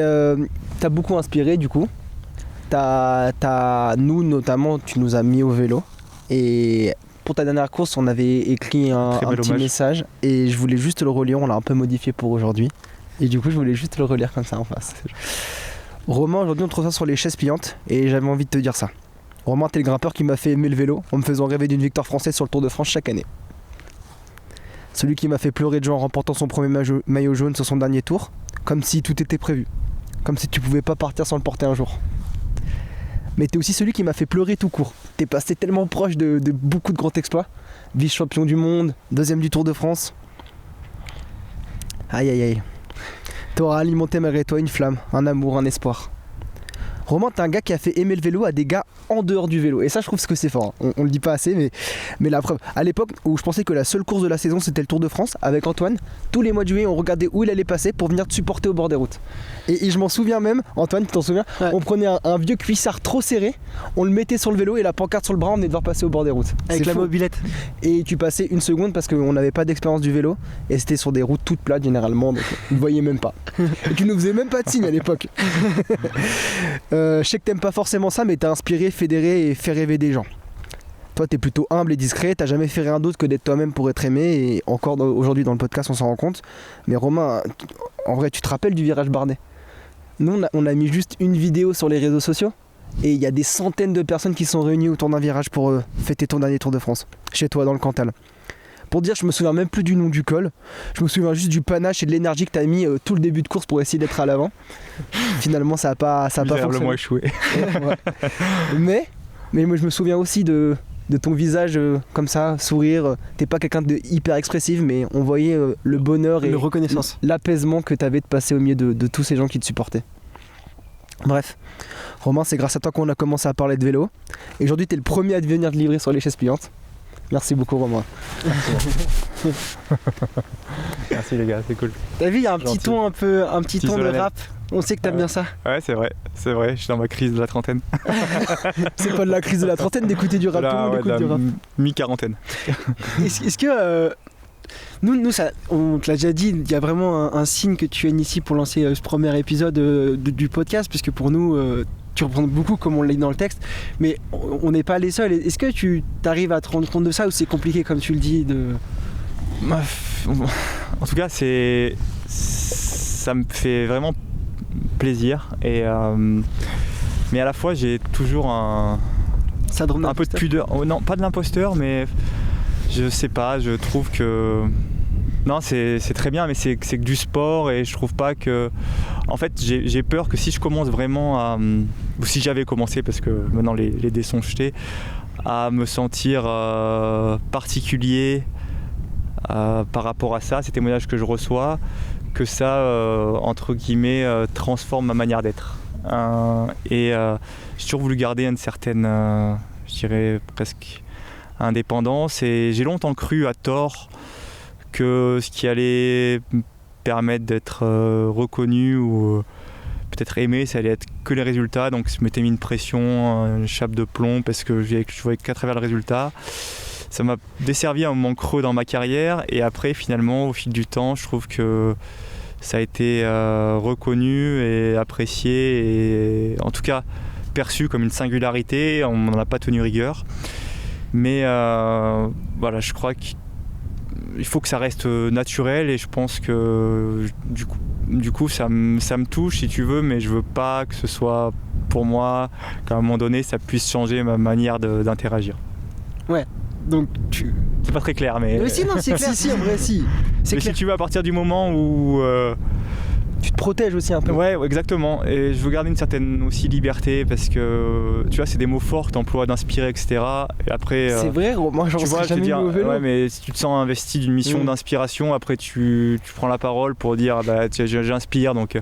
Non, je crois qu'il faut que ça reste naturel, spontané. Ça inspire un jour, ça inspire peut-être pas le lendemain. Mais tu vois, c'est pas quelque chose dans lequel... dont tu peux... Ouais, tu contrôles pas, il faut c'est pas une valeur marchande. Oui, je suis d'accord. Il faut... Une valeur de communication. En fait, tu l'as pas contrôlé, entre guillemets. Enfin, t'as fait ce que t'avais à faire. Exactement. Tu l'as pas contrôlé. Exactement. T'as inspiré, t'as motivé, et c'est tant mieux. Mais effectivement, faut pas que ce soit une... Mais voilà, ça doit jamais être... la mission. Non, et on en revient à ce que tu disais. Mais nous on t'a dit, des gens, c'est les gens, après, tu fais les choses dans la manière dont tu les envisages, dans ce qui te paraît juste, et c'est les gens qui décident si ça les inspire ou pas. Mais tu vois, c'est pas...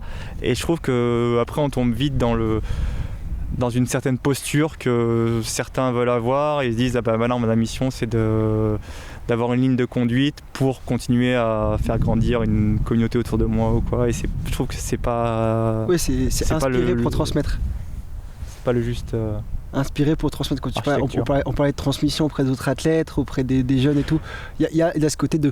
j'ai pu inspirer, je peux inspirer, oui, mais du coup on peut... Même par rapport à la transmission, si tu veux... c'est difficile, je trouve. C'est très noble la transmission, mais qu'est-ce qui te dit que... Je vais être assez rationnel, mais...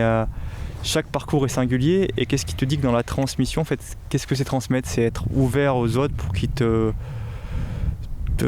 témoignent d'un parcours, d'une situation qu'ils rencontrent, et essayer toi d'être à l'écoute, mais c'est pas forcément de transcrire sur toi ta propre expérience des choses, parce que chacun vit les choses différemment, et c'est essayer chaque fois d'objectiver une situation que peut rencontrer quelqu'un, pour lui amener à se poser les bonnes questions, et c'est pas essayer de répliquer toi une situation que tu as pu connaître et comment tu l'as gérée, parce que ça marche pas en fait. Donc c'est il faut être hyper humble par rapport à toutes ces valeurs-là de transmission et d'influence, parce qu'à chaque fois on est sur une situation particulière et il n'y a pas de méthodes génériques qui vont s'appliquer. Du coup, t'es influenceur. Tu fais du gravel, t'es plus professionnel. Non, pas du tout. Après, j'ai un peu une perversion. Enfin, par rapport à ça, on est tous un peu, je dirais, non seulement captifs et dans une mesure ou une autre, je dirais aussi créateur de quelque chose aussi. Mais l'important, je trouve que c'est que ça reste que les gens, quand ils te rencontrent, et vous par rapport à ça vous le faites super bien, c'est qu'il n'y ait pas de dissonance en fait entre la personne des réseaux, le profil que tu vois sur les réseaux et la personne quand tu la rencontres. Pour moi c'est le plus important. C'est un beau compliment. Et alors du coup peu importe le style adopté finalement, et en fait je trouve que quand il y a une image fidèle par rapport à ça, on peut tout se permettre, donc bravo les gars. Merci beaucoup. C'est la fin de tout le monde se Thomas. Il a retourné le compliment. Tu sais très bien le faire ça, Romain. Manipulateur. Bon, on avait prévu un dernier truc aussi, Antoine, la séquence gravel, pas gravel. Mais non, on n'a pas encore parlé du gravel. Ça fait déjà... Combien? Ça fait combien de temps? Ah ouais, ça c'est passé vite. Ça passe vite. On parle un peu du gravel alors, rapidement. Non mais il faut parler du gravel, on a parlé du coup de... Ah ouais, je pense que le gravel, faut en parler un petit peu. Ouais, faut qu'on en parle et je sais qu'on en a parlé en off au téléphone, et t'as pas mal de choses à dire dessus. Ouais. Donc je pense que tu sais ce que tu veux dire, mais j'ai quand même lancé par une question pour faire professionnel, pour faire genre que j'ai travaillé. Ok. Action. Donc là, après ta carrière, t'as choisi de te mettre au gravel. Pour moi, je le vois un peu comme un retour aux sources, aller rouler avec les copains. Prendre du plaisir pour juste le plaisir de rouler sans penser au reste. C'est ça. Alors c'est difficile parce que, et là justement ça fait le lien avec tout ce qu'on disait précédemment sur qui je suis à travers les réseaux, comment ma pratique est perçue aussi dans les médias, parce que les gens peut-être s'intéressent à ce que je fais et disent ah il a continué sa carrière en gravel et tout. Et je vois que dans les signes objectifs de ce que je fais, je comprends que ça puisse être perçu comme ça. Mais ça part d'un constat de j'aime le vélo, j'ai encore envie de rester en bonne santé et à encore un niveau physique acceptable. C'est sûrement une de mes dernières années où j'ai envie de me faire plaisir un peu physiquement aussi, parce que je sens que je suis en forme. Et à la fois, j'ai plus envie d'avoir de contraintes d'entraînement ni de calendrier de course, et j'ai envie de passer du temps avec les copains, la famille, voyager. Et j'aime bien, pour moi, une journée équilibrée et réussie, c'est la journée aussi j'ai réussi à caler un peu de sport et me faire plaisir par rapport à ça. Et donc je fais un peu de gravel par rapport à ça, mais c'est pas vraiment structuré. C'est-à-dire que j'ai la chance d'avoir des beaux partenaires qui me suivent, mais c'est vraiment à la carte. Je participe, je me décide des fois 15 jours avant sur des épreuves que je veux faire. J'essaie de caler mes entraînements au milieu des journées parce que je suis aussi dans une phase où je me reconvertis pour la suite. Donc c'est vraiment une pratique, je dirais, un peu déstructurée, mais qui m'apporte quelque chose personnellement. Là pour le coup c'est quand même une pratique un peu égoïste, je dois la confesser, parce que voilà, j'aime faire du sport et je me régale à rouler aussi sur les pistes, à découvrir d'autres itinéraires.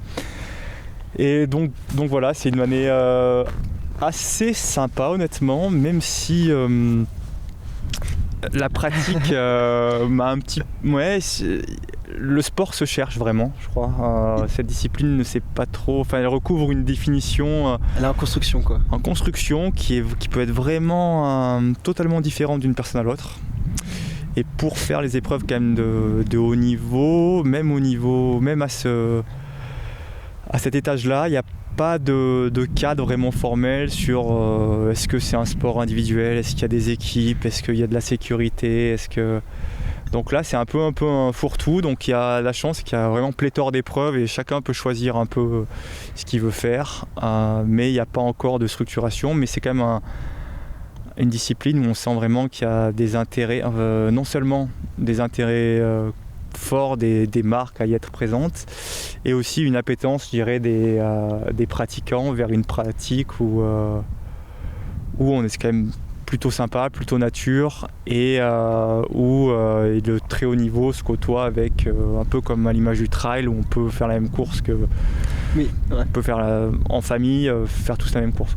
Mais tu parles du trail et tout, mais je trouve vraiment qu'il y a un parallèle. Vraiment, le gravel pour moi, c'est le trail du vélo de route. Et du coup, quand on voit nous, on a la chance d'être un peu dans les deux secteurs, et du coup on voit, et il y a vraiment des parallèles qui se font pareil. T'as ce côté-là où t'as le côté professionnel.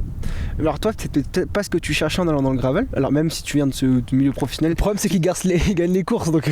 Non mais oui, mais il y a le côté où à la base, toi, tu venais pour rigoler, pour t'amuser. Bien sûr, t'es un compétiteur, donc quand t'es sur une ligne, tu veux la gagner. C'est ça. Mais tu pensais pas qu'il y avait autant de personnes qui étaient prêtes à faire autant de sacrifices pour gagner une course. Exactement. Et c'est quand même très hétéroclite, c'est-à-dire que on va avoir, je dirais, il y a quand même, sur les courses dans lesquelles je fais, il y a quand même une bonne cinquantaine de mecs qui font que ça. Donc leur journée, c'est de s'entraîner pour faire du gravel. Donc pro, on peut le dire. Pro, mais avec un bon niveau. Pro avec un bon niveau, parce qu'il y a aussi des pros maintenant qui sont sponsorisés, je pense en dotation matérielle par les marques, et qui, je dirais, qui font quand même un joli calendrier, mais qui n'auraient pas eu forcément un niveau physique pour faire du très haut niveau dans le vélo. Sur la création de contenu, sur l'influence. Quasiment. Voilà, on est sur de l'influence. Il y a beaucoup d'images. En fait, c'est comme le trail. Il n'y a pas de droit d'image sur les courses, donc tout le monde peut venir filmer sa course, la raconter comme il le souhaite. Exactement. Et ça fait aussi pour les marques, c'est vrai que ça leur fait des ramifications et des gens qui vont créer du contenu dans quand même des cadres qui sont plutôt souvent assez sympas pour mettre en valeur des produits, du contenu, donc c'est sympa. Et il n'y a pas forcément le résultat en gravel n'est pas l'alpha et l'oméga, je dirais. Et à la fois, il y a vraiment une tendance aussi de fond où il y a quand même des grosses marques du vélo qui commencent à monter leur team et commencent à recruter des bons coureurs pour essayer de gagner la course avec l'un d'entre eux. Donc je me suis retrouvé il y a une grosse quinzaine de jours à faire une deuxième étape d'une course gravel, où en fait la course a été contrôlée par une équipe qui filtrait les attaques et qui a imprimé un gros tempo toute la journée sur des chemins, sur des pistes cyclables. Et on était sur un scénario presque d'une course sur route, sur une épreuve gravel, grand public. Il a vu Lucro, Richie Porte qui le cadenassait. Donc c'est assez. Donc c'est pour ça en fait, presque à chaque épreuve, tu découvres vraiment un nouvel état d'esprit. Et mais c'est intéressant, mais je crois qu'il faut. Je pensais qu'à la base, ça allait être vraiment une pratique un peu moi comme je la pensais aussi, loisir.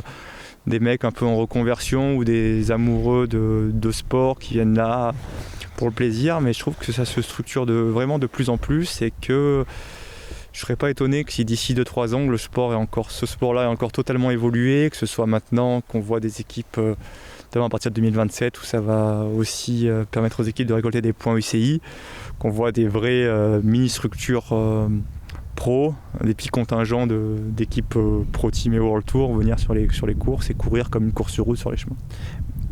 En vrai c'est drôle, et ça va moins te plaire. Ça risque de... Alors il y aura toujours des épreuves un peu plus aventure, endurance, et moi à partir du mois d'avril je vais me tourner aussi vers des épreuves de plus de 300 km parce que c'est le challenge que je viens chercher aussi. Partir aux États-Unis, on fait un voyage en famille aux États-Unis et je vais greffer un peu de vélo dessus. C'est l'idée de faire vraiment un voyage déjà en famille. Ok, oui, donc c'est. Là, le vélo est secondaire maintenant en fait aujourd'hui. Et secondaire, alors j'essaie de garder quand même, parce que j'aime bien être compétitif, mais si tu veux, je n'organise plus mes journées en fonction du vélo. C'est-à-dire quand j'ai un moment, je vais rouler, j'aime bien essayer de rouler régulièrement. Mais je voulais surtout pas retomber dans une pratique, et ça c'était le piège. Mais vu le niveau en fait dans le gravel, tu es obligé quand même de rouler un minimum. Donc tu fais encore des intensités et tout. Ça m'arrive, ouais. 15 jours avant que je prenne une course, j'essaie de me faire 2 belles séances très dures.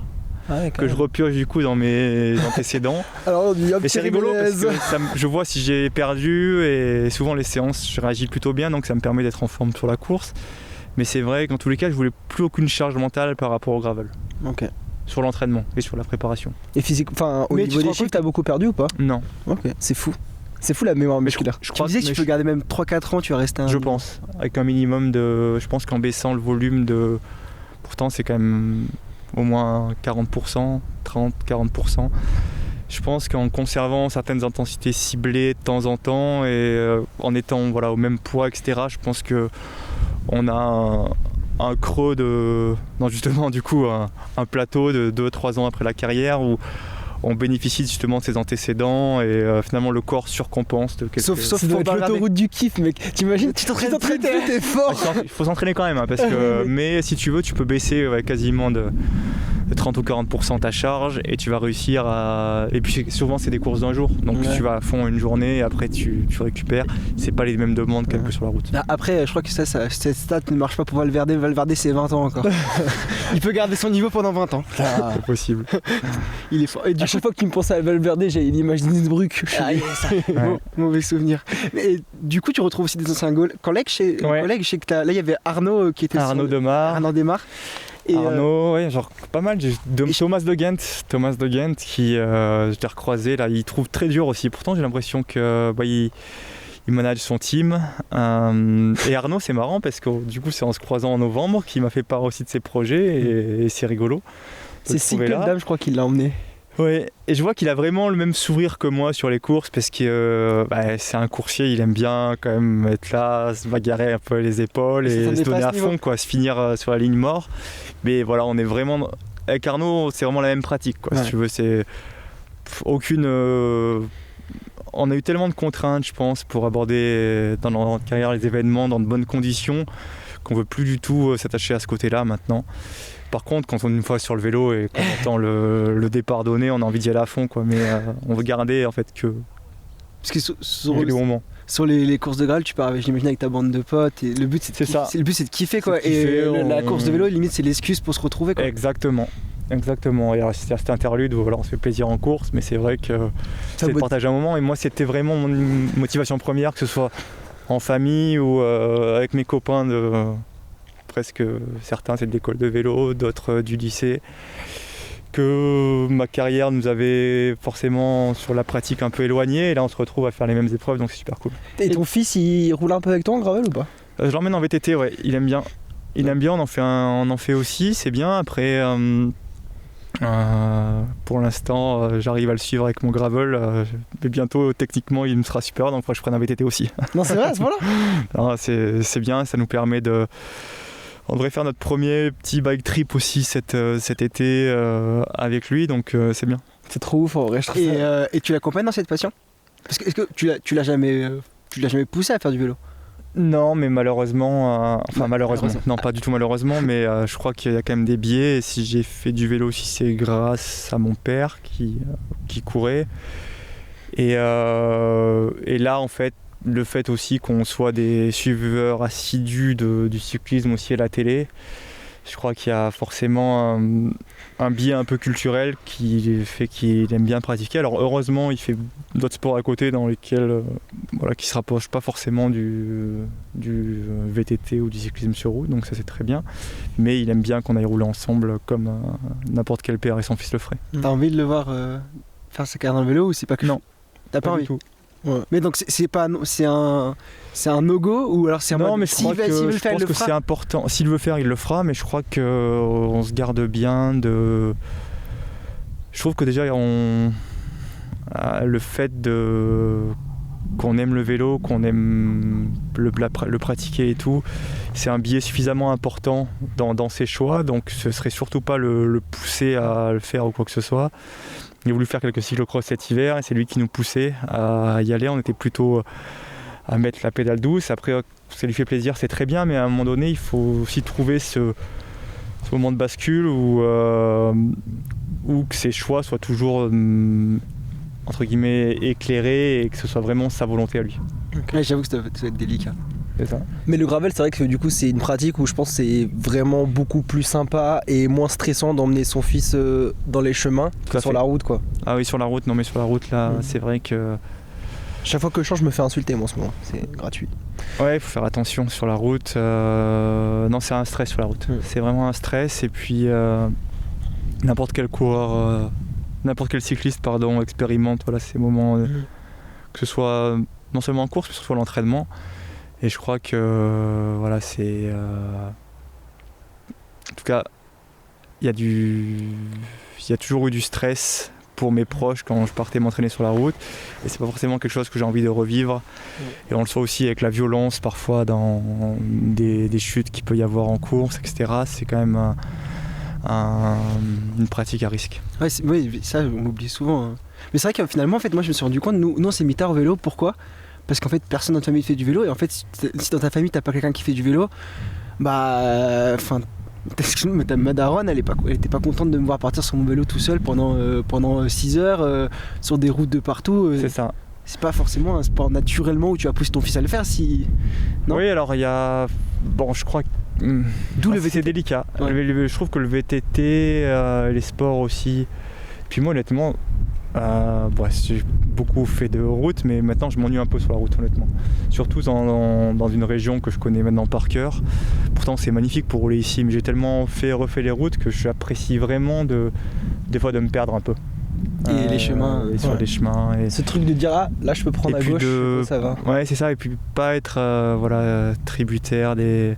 Alors maintenant c'est super, hein, les compteurs, moi ça a changé ma vie, hein. Je suis pas du tout dans le placement de produits, mais depuis d'avoir un radar pour détecter les voitures qui arrivaient, ouais, ça c'est qui ouf. sonnent et tout, c'est vraiment bien. Mais ça reste, faut faire attention sur la route, quoi. Vraiment. Et Romain, du coup là, pour revenir un peu à ta pratique actuelle dans le gravel, pour le plaisir, le petit radar, rouler avec son fils, t'es devenu un cyclo en fait? Il y a les poils aux jambes ou pas? Lève les. Moi je les ai. Je me rase juste pour ma course, donc ouais, il m'en reste un peu. Ah ok. Je me rase quand même pour les courses. Non, mais je crois que dans la pratique, en tout cas, je me suis rapproché d'un modèle qui me convenait. Je suis très heureux d'avoir poussé, je dirais, dans ma carrière mes curseurs au maximum, mais là, je me suis réapproprié une pratique avec plus en phase avec mes attentes et mon stade de développement, voilà, mon état personnel. Mais ouais, ça me fait plaisir parce que moi aussi j'adore rouler en tant que cyclo et en fait je trouve ça sain que en fait finalement après toute ton histoire, bah finalement ce qui reste c'est quoi? C'est l'amour du vélo. Et c'est rigolo, ouais, c'est rigolo.